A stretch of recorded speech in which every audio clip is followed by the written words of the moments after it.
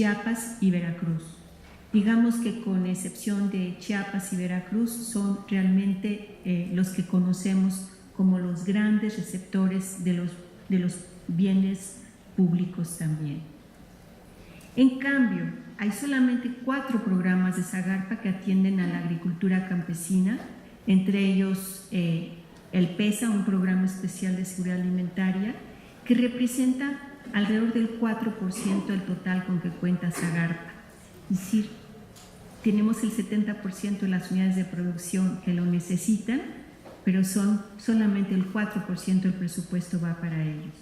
O sea, frente a esta realidad que tiene que ver con qué producimos, qué consumimos y quién lo produce, creo que pensando en esa reflexión de qué sería volver a lo fundamental en el tema de alimentos, además de lo que es la implementación del derecho a la alimentación, yo diría entonces que es también comprender que el actual patrón de consumo de alimentos es insostenible, no solamente en México, sino globalmente, y que los campesinos minifundistas son parte de la solución en la producción y en el consumo de alimentos. Son ellos también los que están padeciendo más el problema de carencia, siempre y cuando formen parte de la decisión. Muchas gracias.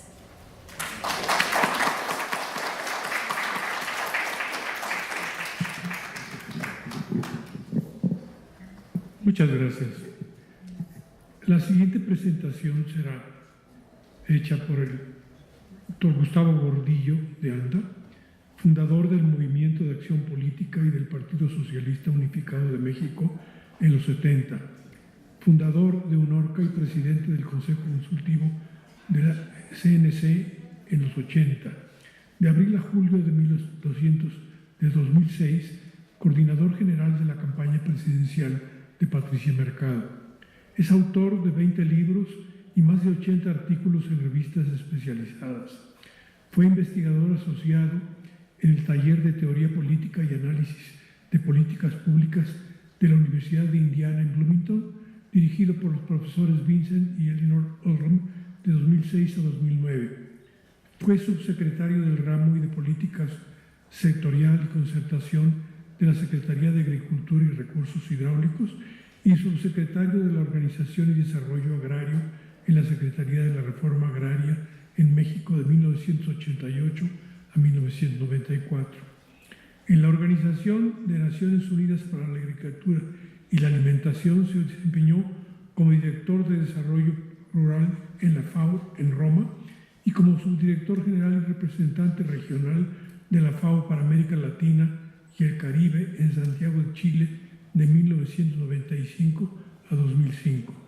Ha sido miembro del Comité de Asesores en Planeación Estratégica convocado por el director general de la FAO desde 2012 y miembro del Comité de Expertos para la Cruzada Nacional contra el Hambre convocado por la Secretaría de Desarrollo Social en abril de 2013. Muchas gracias por la invitación del Programa Universitario de Estudios del Desarrollo, de la Facultad de Economía, de la UNAM. Es una pena que no esté con nosotros Casio, que espero que se recupere. Casio, Liseli, Margarita Flores y yo entramos juntos a la Facultad de Economía por ahí de 1965. Claro, Margarita era la más joven de todos, ¿no? Y lo que yo me acuerdo de ese momento, ahora que Rolando estaba mencionando esto de los que entraban de universidades privadas y de universidades públicas, en ese grupo de 1965, que siguió a lo largo de varios años, incluyendo el 68, veníamos varios de escuelas privadas y había varias escuelas públicas y prácticamente todos seguimos más o menos una muy buena ruta. Incluso alguien que venía de escuelas públicas hasta fue presidente de México, ¿no? Entonces digamos que seguimos rutas más o menos parecidas en todo esto, en aquella época, ¿verdad? Ahora me da mucho gusto venir aquí a platicar un poco sobre el tema de la alimentación. Margarita y yo hemos estado ya saliendo en varios shows así, con Mario Luis Fuentes en el canal 11, con Ciro Murayama en TV UNAM, o sea que ya no sabemos más o menos lo que cada quien va a decir. Así que yo no voy a hacer cifras muy pocas porque básicamente estamos de acuerdo con la interpretación que hace Margarita. La pregunta que me parece que es fundamental hoy y siempre es ¿qué campo para México? Es decir, ¿qué queremos hacer con el campo mexicano? Y creo que esa es la pregunta. Tenemos que ver esa pregunta, digamos, yo diría en tres perspectivas. Una, ¿qué es el campo hoy en datos básicos? ¿Qué fue el campo? Y luego, evidentemente, ¿qué queremos que sea el campo? Dada la serie de restricciones internacionales, dada la serie de características del campo en América Latina y finalmente dada las propias posibilidades que tenemos en nuestro país. Yo digo que hay 5 cambios centrales en el campo de hoy. Uno, hay una mayor dispersión geográfica. Arturo Barman hizo un trabajo sobre todo el siglo XX en el campo mexicano y básicamente lo que encontraba era que de 1900 a 2000 el número de pequeños poblados de menos de 2.500, lejos de haberse reducido, se había incrementado. Así tenemos, junto con las megaciudades, una gran dispersión geográfica. Segundo lugar, la encuesta nacional ingreso-gasto, las últimas, están demostrando que la mayor parte de los ingresos rurales de las familias que viven en el campo es menos dependiente del ingreso agrícola, mucho más de ingresos no agrícolas, salarios y en el caso del decil más bajo, muy dependientes de las transferencias públicas y desde luego de los recursos que vienen de la migración. Tercer aspecto, feminización y envejecimiento. No es un problema coyuntural, es un problema realmente estructural. Mucha mayor participación de las mujeres en las actividades productivas y si el promedio de edad nacional es 28, 29 años, el promedio de edad en el campo es 53, 54 años. Es realmente bastante envejecimiento. La mayor parte de los jóvenes obviamente han migrado. Otro fenómeno muy importante, pobreza rural persistente. Si hacemos nosotros un análisis de 1990-92 sobre carencia alimentaria vista desde el punto de vista de ingreso a la fecha, prácticamente vamos a estar oscilando en términos de pobreza extrema, prácticamente vamos a estar oscilando en la misma cifra. Entonces, como ya lo planteó, por cierto, el secretario de Hacienda hace unos meses que presentaron los últimos resultados de pobreza de Coneval, esto lo que nos está diciendo es que algo está fallando en lo que respecta a política social para combatir la pobreza, porque con todos los recursos que se han invertido, que son muchos, particularmente a partir de oportunidades, no se ha podido realmente reducir sustancialmente la pobreza rural, sobre todo el núcleo duro de la pobreza rural. Y luego, finalmente, una ausencia de mediación del Estado que genera fragmentación y una enorme captura de los subsidios.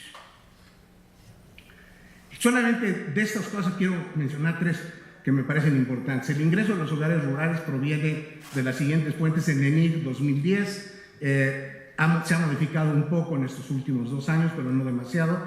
47% de salarios agrícola y no agrícola, 26% del ingreso independiente, dentro de los cuales es el ingreso propiamente de la producción agrícola, 17% de remesa y 10% de transferencias, particularmente en el decil más bajo, como decía. La otra cuestión que mencionaba Margarita, es decir, si vemos la distribución del gasto público agropecuario, vamos a ver que está distribuido per cápita rural, se concentra en la mitad con menor pobreza, o sea, los estados del norte, Tamaulipas, Sinaloa, Chihuahua y Sonora. Y luego el punto que es clave, los subsidios al campo son extraordinariamente regresivos. Esto es una gráfica de un estudio que hizo la OCDE en 2100 sobre los subsidios al campo y vean cómo están absolutamente concentrados. 10% de los productores con más tierra reciben entre el 50 y el 80% de los subsidios. De esos, el 80% de ingreso objetivo. Ingreso objetivo es un subsidio para la comercialización. Lo está recibiendo básicamente Maseca y las grandes comercializadoras nacionales y extranjeras. 60% de los subsidios energéticos e hídricos se concentran en los productores de más altos ingresos, 55% del desarrollo rural, 45% de Procampo. Procampo es el menos regresivo de los regresivos, pero el punto clave es este. Procampo es un subsidio no etiquetado a productos, pero hasta un límite de 100 hectáreas y ahora de 100,000 pesos. Si, digamos, ese subsidio se bajara a 20 hectáreas, estaría atendiendo el 94% de los productores rurales del país y estaría representando en ese momento un subsidio fuertemente progresivo. Pero si a partir de ese 20 hectáreas hay alrededor del 6 o 7% de los productores que son los que reciben los recursos adicionales de 20 hasta 100 hectáreas en Procampo. Digamos, esa es una muestra del tipo de regresividad que tenemos. Ahora, yo quería hablar de algunas cosas del campo de ayer. Me parece que es relevante. Claro, cuando estamos diciendo volver a lo fundamental, uno tiene la tentación de decir volver al pasado, pero también me parece que es importante ver qué del pasado, como lo decía muy bien el doctor Rivero hace un momento, qué del pasado es rescatable y es importante. Y hay que partir del hecho de que tradicionalmente se decía que el campo lo que tenía que proveer básicamente era divisas, alimentos baratos y mano de obra barata. Y si lo vemos de 1940 a 70, la agricultura cumplió con creces todo eso. Es decir, proporcionó las divisas, proporcionó los alimentos baratos y proporcionó la mano de obra barata, sobre la cual se desarrolló un cierto grado de industrialización. Lo hizo, sin embargo, sobre todo agotándose la agricultura campesina. Ya a partir de 1965 empezamos a ver que estaba habiendo una crisis de reproducción de la familia campesina, básicamente con la crisis de producción de maíz. Y a partir de 1970 empezamos a ver una crisis de la producción de alimentos. En los siguientes décadas, hasta la fecha, básicamente ha habido dos modelos, están pensados uno con el otro, pero ha habido básicamente dos modelos que hemos estado teniendo. Pero hay que partir de que esos dos modelos están basados en dos cuestiones. En las reformas cardenistas del general Lázaro Cárdenas, que cuando hay que invocarlo, pues hay que invocarlo junto con las reformas y los efectos que hicieron esas reformas. Entonces, básicamente, tierra, organización cooperativa y servicios a la pequeña agricultura. Ese fue, digamos, el esquema central con el cual vienen las reformas cardenistas de 34-40. Y poco después, con Alemán, se hace la otra parte de las reformas, también son reformas estructurales, básicamente grandes obras de infraestructura, hidráulica particularmente.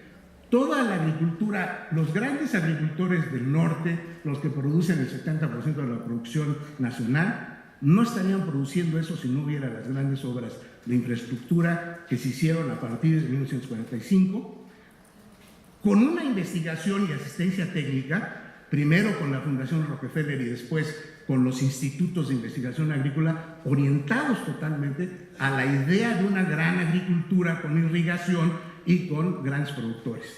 La asistencia técnica estaba hecha de esa manera y finalmente, muy importante, el crédito subsidiado, que fue uno de los factores fundamentales para que en el fondo tuvieras un modelo, que es el campo bimodal, con una fuerte intervención estatal para impulsar y mediar a las dos agriculturas, la agricultura campesina, que fundamentalmente estaba proveyendo de alimentos y mano de obra barata, y la agricultura empresarial, que básicamente estaba proveyendo también de alimentos y de divisas.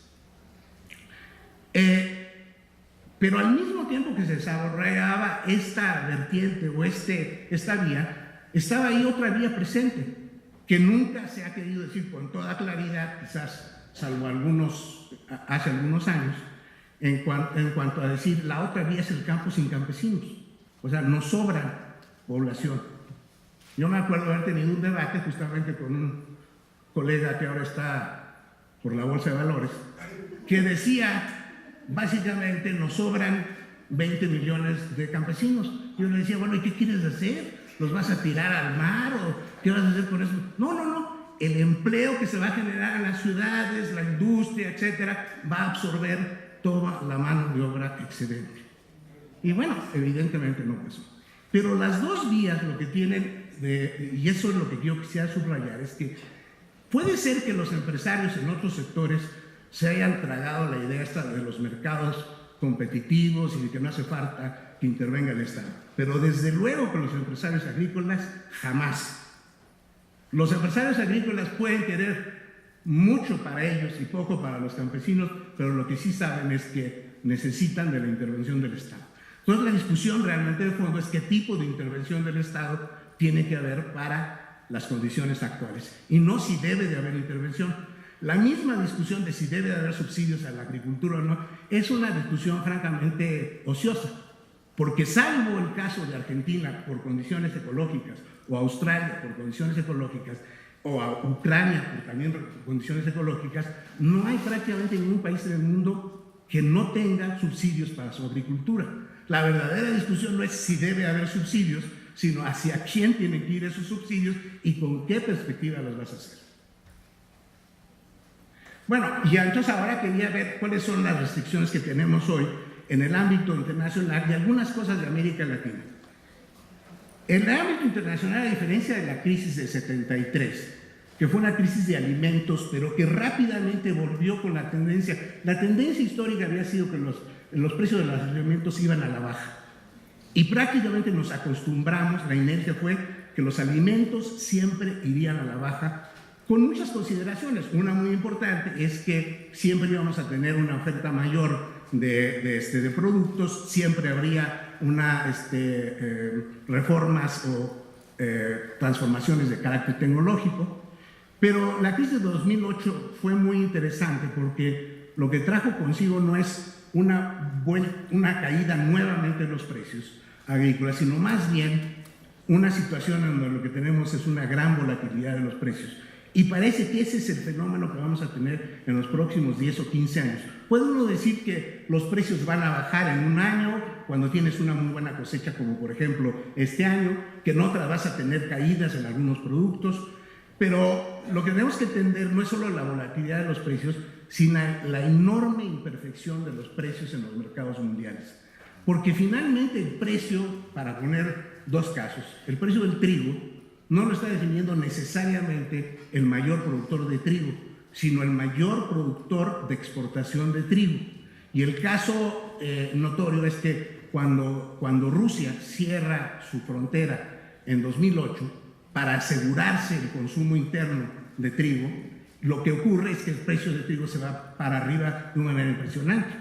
Cuando Vietnam y Tailandia, que producen quizás el 10 o 15% de la producción mundial de arroz, cierran su mercado, se va el precio del arroz para arriba porque esa producción marginal es la que está definiendo el precio internacional. Entonces, los precios internacionales de los productos agrícolas son tremendamente imperfectos y lo que vamos a tener es una enorme volatilidad.